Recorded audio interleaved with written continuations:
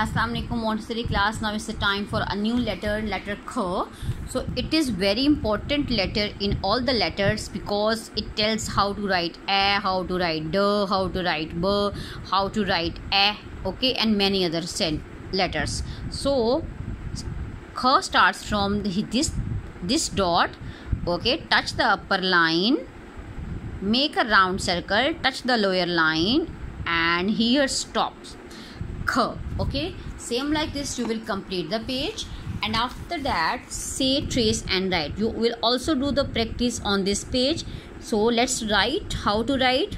Just see the pattern, okay.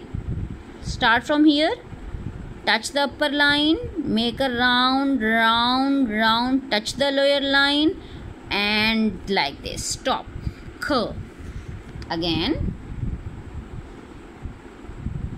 touch the upper line, around, round, and stop.